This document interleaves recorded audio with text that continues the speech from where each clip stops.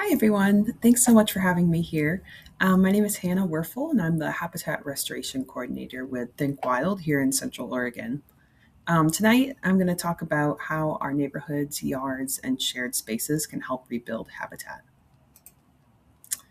So, first off, a little bit about me. I'm originally from Wisconsin, and I did my undergraduate degree at the Wisconsin School of Business, and actually worked in corporate marketing for 2 years before deciding to switch things up and pursue my passion, which was ecology. So, I went on to earn my master's degree in ecological restoration from Colorado State University in Fort Collins and worked as a teacher's assistant while I was in school. I helped teach a plant identification course and an environmental law class, and then also worked in vegetation monitoring for the Bureau of Land Management. And now my work has brought me out to Central Oregon to work for Think Wild, coordinating habitat restoration projects. So that work includes riparian or river restoration work through Beaver Works program, as well as leading a restoration project in Prineville, where we are converting a gravel lot into a native plant garden. And I'm in the process of launching the Think Wild Consult program, and I'll touch more on these projects later. So, Think Wild is a nonprofit here in Central Oregon, and we are a wildlife hospital and conservation center that was founded in 2016. We opened for native wildlife intake in 2020, and we're permitted through ODFW and U.S. Fish and Wildlife, but we do not receive government funding. Our operating budget is around $1 million annually, funded through a mix of individual donations, family foundations, grants, sponsorships, and events through people like me and you. We have 16 staff members, a board of directors, seasonal staff, interns, a veterinarian, and over 200 active volunteers helping care for wildlife. So, what does Think Wild all do? Well, first, habitat restoration. We work on both private and public lands, partnering with the Forest Service, tribes, landowners, and local residents here across Bend and across Central Oregon. Um, the goal is to improve ecological function so wildlife have the food, water, and shelter they need in the first place. Second is education and outreach. So we have a dedicated education team that works with students and community members across the region, helping people understand local wildlife, ecosystems, and how their actions can support conservation. Third, humane wildlife services. So this focuses on preventing conflict before it happens. So helping people make wildlife friendly property choices, advising on deterrence, and installing solutions that keep both people and wildlife safe. And finally, wildlife rescue and rehabilitation. Now, this is the work that many people know us for, rescuing injured or orphaned wildlife, providing medical care, and releasing animals back into the wild whenever possible. Together, these four areas help us respond to immediate needs while also working towards long term solutions for wildlife in our region. So, as I'm sure you're all aware, Central Oregon is continuing to grow, and that means more homes, more roads, and development. Places that were once habitat are gradually becoming neighborhoods and roads. So the good news is that this growth also creates opportunity. As our communities expand, we get to decide what they look like and whether they include space for wildlife. So Central Oregon's landscape is changing, and wildlife are adapting right along with it. Around places like Bend, we're seeing mule deer move through neighborhoods, songbirds nest in developed areas, and pollinators rely on irrigated yards during dry seasons. As natural habitat becomes more fragmented, resources like water, shade, and safe cover become especially important in towns. So we end up with what ecologists sometimes call resource deserts. Places that may look landscaped or maintained, may look green, but that lack the food, water, shelter, and nesting space wildlife actually need to survive. But here's the hopeful part. Across the US, urban areas, residential yards are estimated to make up roughly 26 to 41% of urban land. And yards are often the largest single land use within developed areas. So that means small, individual choices repeated across a neighborhood can create real ecological change, helping wildlife move across the landscape and connect to larger natural areas. So, our mission at Think Wild is to inspire the high desert community to care for and protect native wildlife through education, conservation, rescue, and rehabilitation. As Central Oregon continues to grow, our role in the community grows with it. We're not just responding to wildlife emergencies, we're also working to prevent them. A lot of our work involves caring for injured wildlife, and what we see over and over is that many of these injuries aren't random accidents. They're symptoms of habitat loss, fragmentation, and the challenges of wildlife living closer to people. So, alongside rehabilitation, we see an increasing need to support and empower the community to create habitat where they live, in neighborhoods, parks, and individual yards. Because conservation isn't just something that happens in wilderness areas, it also happens where people live. So, what are the resources lacking in an urban environment? So, no matter the species, wildlife need five basic things: food, which could be plants, insects, seeds, nectar, small prey. Second, water for drinking and for bathing. Shelter, cover from predators and weather. Places to reproduce, like nests, dens, breeding sites. And safe movement between habitat patches, or corridors. If even one of these elements is missing, the habitat stops functioning properly. Here in Central Oregon, many yards provide maybe one or two of these, but rarely all five. For example, a yard might have flowering plants that provide nectar, but no safe nesting habitat for insects. Or it might have trees, but no water during our dry summer months. Or it might have bird feeders, but no cover from predators. Wildlife need the whole system to thrive. The good news is that each of these elements can be added gradually. You don't have to do everything all at once, but instead slowly work towards the goal of providing more complete habitat. So I think one of the biggest mindset shifts when creating wildlife habitat is accepting that healthy habitat doesn't always look tidy. We're used to yards being clean, raked, trimmed, and controlled. But think of wild spaces around you. Functioning habitat is often pretty messy. Leaf litter, standing stems, bare soil, seed heads, brush piles, insects, even the ones we don't love. These are the kind of features that might look untidy to us, but each one provides important habitat for wildlife, supporting everything from insects to small mammals. For example, about 70% of native bees nest in the ground rather than hives. So having bare or lightly vegetated soil in your yard provides critical nesting habitat. Leaving stems standing through fall gives insects a place to overwinter, and keeping leaf litter provides homes for beetles, moths, and even the amphibians. A yard that looks perfectly tidy to us might actually function more like pavement for wildlife, offering very little shelter or food. So, living in an urban environment with things like pesticides, fences, and other hazards, we have to consider the whole system when creating wildlife friendly spaces, and do so intentionally. This connects to something called an ecological trap. So, an ecological trap happens when habitat looks suitable to wildlife, but actually reduces their chances of survival. So, some examples of that could be even features that may seem helpful, like ponds or pools, could be ecological traps. Like if a pond has fish, they'll eat the frog eggs. If it dries up too quickly, tadpoles don't make it to adulthood. Flowering plants treated with pesticides attract pollinators, but then poison them. Decorative water features that aren't cleaned can spread disease. Bird feeders can attract birds into yards with free roaming cats, increasing predation risk. So, as you can see, we have to think about the whole system when creating wildlife friendly spaces. Our goal isn't just to attract wildlife, it's to support them in ways that actually help them survive and reproduce.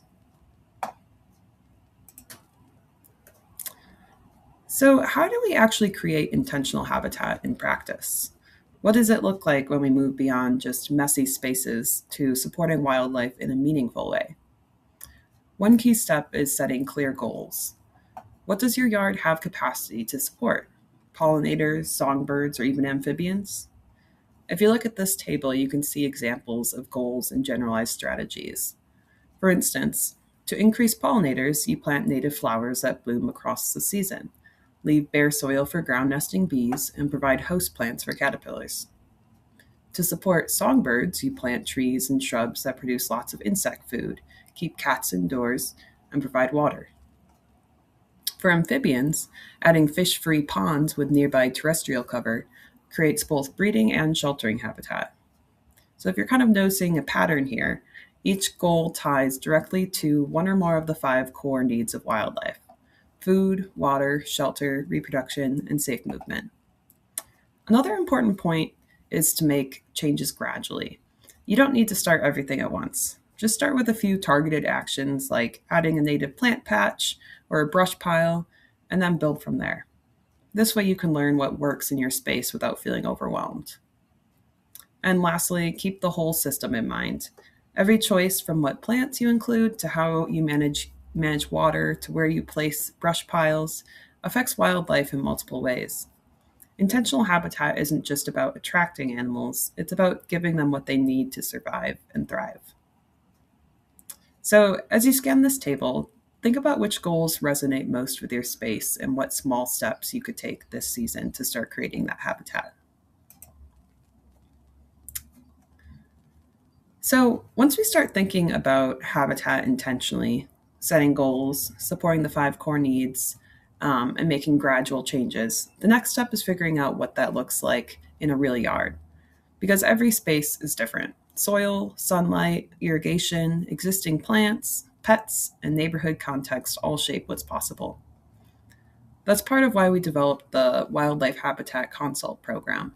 It's meant to help people look at their own space through this ecological lens and identify realistic opportunities for improvement. The focus isn't on doing everything at once or creating a perfect wildlife garden overnight. It's about understanding what your site can support, making thoughtful changes, and building habitat over time. So, what is the Native Habitat Consult program? So, if someone decides they want some support in thinking through habitat in their own space, this is what the process looks like. So, it starts with a short intake survey. The homeowner shares their priorities, what they hope to support, any concerns they have, and basic site conditions. This helps us show up to the site visit with some context and ideas. Next is the on site walkthrough. During this visit, we walk through the property together and look at opportunities and constraints, while the homeowner can point out areas they want to focus on, questions they have, or ideas they've been considering. It's meant to be a really collaborative and rooted in the homeowner's knowledge of the space. So after that, the homeowner receives a site report with tailored suggestions for improving habitat, along with practical next steps that align with their goals, site conditions, and comfort level. So the intent is to provide a clear path forward, not a rigid plan, but guidance that helps make habitat improvements feel realistic and achievable over time. So once we complete a consultation, the homeowner receives a site report. So depending on what the homeowner's goals are, it might cover things like how to grow a resilient native garden in a high desert climate, ways to create microhabitats like logs, rock piles, shaded pockets, or nesting sites, ideas for attracting pollinators and supporting insects, strategies to improve habitat connectivity in the neighborhood, ways to reduce ecological traps and other hazards for wildlife, suggestions for controlling invasive species, approaches to improve soil health and water retention, and or maybe general landscaping ideas to make the space both functional and beautiful.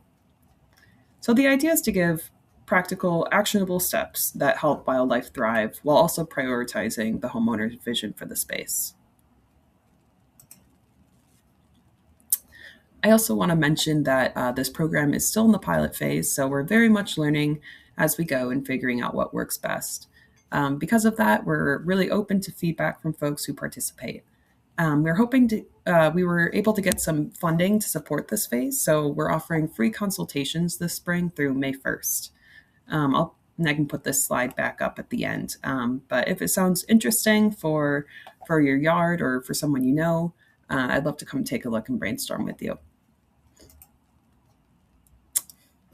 So for anyone who, like me, lives in an apartment or doesn't have a yard, or just wants to help create native habitat in town but doesn't have the space, there are still ways to get involved. One big way is through community and public spaces. Some of you might know Pollinator Pathways Bend. They've teamed up with the city of Bend to put in some really beautiful, functional native plant gardens around town. These kinds of projects really rely on community support, so even if you can't plant in your own yard, you can still help make a difference. On the other hand, if you do have space but need a little extra help getting it set up, the Native Habitat Consult program can provide volunteer support so that physical ability isn't a barrier. Or maybe you're looking for volunteer opportunities to do some native plant gardening. We'd love to work with you to help with our community plant native. We're also working with nurseries to offer low or no cost native plants, so cost doesn't get in the way either. So to continue the conversation on native habitat in community spaces, one of the things that makes public habitat projects so special is that they can become living classrooms, places where people can learn, connect, and get involved. As I said at the beginning of the presentation, meaningful change supporting native wildlife in urban spaces is amplified through small individual choices. One of the most powerful ways to spread this idea and inspire others to join in is through demonstration gardens. So that means making accessible, educational grassroots projects built on community support, creating a haven for wildlife, but also a place for people to connect with native plants and wildlife. So speaking of demonstration gardens, I wanted to share a bit about another project I'm involved in, the Crooked River Native Plant Stewardship Project, and the work happening with the community in Prineville. So the site is about an acre right along the Crooked River, less than a mile from downtown, and it's connected to the existed Crooked River Park. It's honestly a beautiful spot, but for years it's dealt with illegal dumping, tons of invasive weeds and erosion, all right on the river. So a couple of years ago, the community came together to help clean it up. And after that, Think Wild connected with Crook County Parks and Rec to help move the project forward. And we've been working with local partners ever since. It's in a really visible location, and a lot of folks said they're excited to see the site used for something benefiting the community, as it was a bit of an eyesore for a while. And the goal now is to turn it into the first public pollinator garden in Prineville, something that supports wildlife while including educational signage on native plants and wildlife.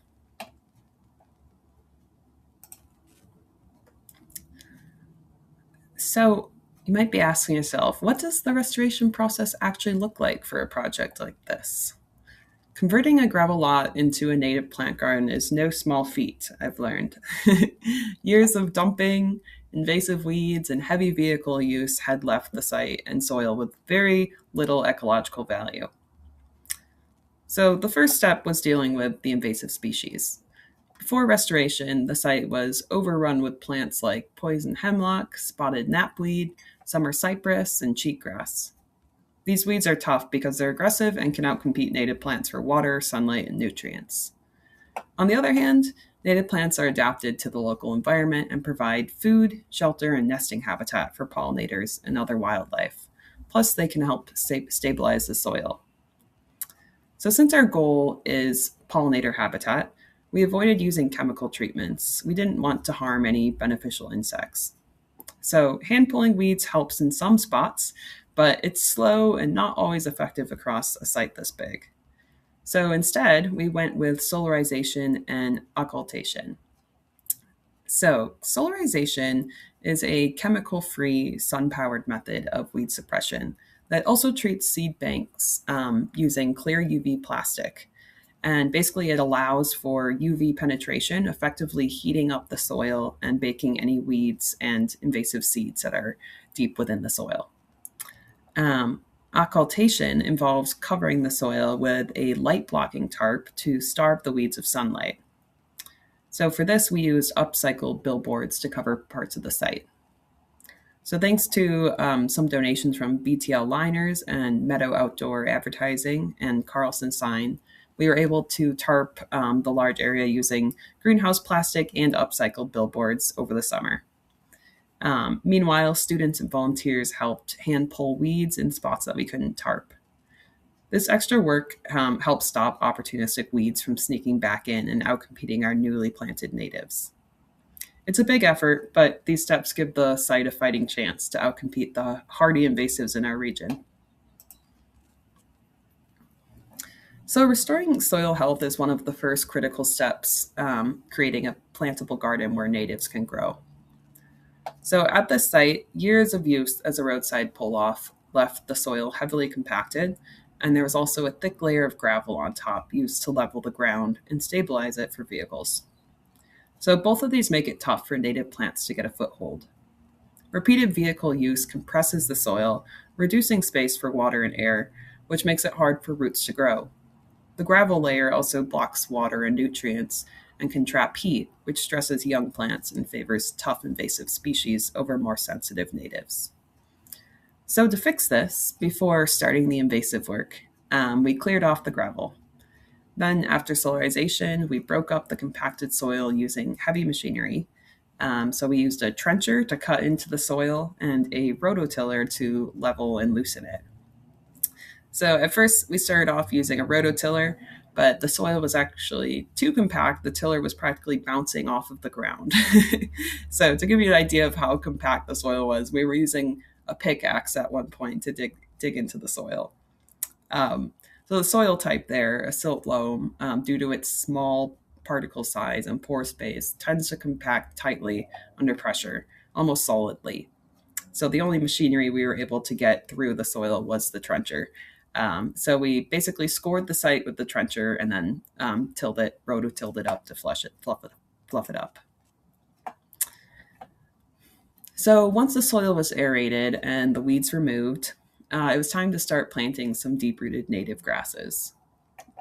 So we planted 4 different native bunchgrass species, including Idaho fescue, blue bunch wheatgrass, sandberg bluegrass, and prairie June grass. So these grasses act as pioneer species of sort, creating channels with their extensive root systems for air and water, improving soil structure over time. We also added mycorrhizae, which is a beneficial fungi that helps plants take up water and nutrients more efficiently, and also soil builder compost, which adds fertility and improves water retention. We also planted around 80 5-gallon riparian plants along the river edges in spots where the soil was loose and eroding. These plants help hold the soil in place and filter runoff before it reaches the river. Together, these steps give the soil a strong, healthy start at rebuilding before planting native wildflowers, shrubs, and forbs that will support native pollinators and wildlife, but may be a little bit more sensitive to the disturbed conditions of the site. So beyond improving the ecological function of the site, what about the social impacts? Community engagement has really been at the heart of the Crooked River Native Plant Stewardship Project. So in 2025, Think Wild teamed up with local students, volunteers, and businesses to make it all happen. Students have especially contributed to the project, ranging from 5th grade to college level. In the spring, elementary and high school students came out for hands-on field days, learning to identify native plants, explore different soil types, and document site conditions. Pioneer High School's Youth Compass program helped to remove invasive plants and debris along the riverbank, and COCC students helped us set up the solarization tarps. In this past fall, middle school students pulled weeds and helped remove the tarps, while Crook County High School students helped plant native grass plugs. Community members from Prineville also got involved, volunteering for planting and weed removal days, together putting over 1,000 native plants in the ground. local businesses contributed to donating equipment, materials, labor, um, and some of those contributors were Bigfoot Equipment Rentals, Greenbar Excavation, Great Basin Plant Nursery, and BTL Liners. So this project really goes to show how demonstration gardens can do more than restore habitat. They can provide hands-on learning opportunities and inspire the community. By creating a visible, functioning native garden, we strengthen connections to local green spaces and wildlife and help spread the idea that urban spaces can support native habitat too. So, looking ahead to 2026, we've secured funding to help fill in the garden with native shrubs, forbs, wildflowers, and additional habitat features. We're still working on support for irrigation, interpretive signage, and park amenities like benches and a stretch of ADA accessible path. If irrigation funding comes through, we're tentatively planning for a large planting in fall of 2026. In the meantime, this spring will be focused on site prep, which will be removing any new invasive weeds that pop up and continuing to build habitat features. So this project will also keep on creating hands-on learning opportunities. Students will help design and build things like nest boxes, insect habitat structures, and interpretive signs, while also learning about wildlife support, ecosystem function, and stewardship. Community planting days led by Think Wild will bring people together to install native plants that improve habitat, boost biodiversity, and help outcompete invasive species. And there are a few ways to get involved coming up soon that I wanted to share. So on April 18th, we're going to have a native habitat work party and pollinator art day. So I'll be painting some stepping stones, and then also doing some invasive species removal. And on Earth Day, we'll be doing kind of just a general site cleanup, invasive removal, restoration work party, and that's April 22nd on Earth Day. And then, as I said, pending the irrigation funding, we will have some large scale planting days in fall 2026 to get all of those native wildflowers and shrubs into the ground. So if any of that sounds fun or meaningful to you, there will definitely be ways to jump in and be a part of it. So to wrap up, I want to connect these two pieces. The Crooked River project shows what habitat restoration can look like at a community scale, taking a degraded site and turning it into something functional for both wildlife and people. The Habitat Consult program, on the other hand, focuses on the smaller scale, individual yards and neighborhood spaces. Both play different roles, but they work towards the same outcome. Community projects create visible habitat and learning spaces, while private yards help fill in the gaps between those larger patches. When enough of these spaces exist across a town, they start to function as real habitat instead of isolated pockets. That means more food, cover, and movement opportunities for wildlife, and less pressure on the few remaining natural areas. So whether the work happens in a park or a schoolyard or someone's backyard, it all contributes to the same goal, making urban spaces more livable for wildlife as well as people. And I think that is all I have for you guys. So thank you so much for listening. Please feel free to reach out if you have any questions. My email is hannah@thinkwildco.org. We also have this here if you're interested in looking up any more details about my projects or anything else that Think Wild does. That'd be great, and we'd love to connect. Thank you.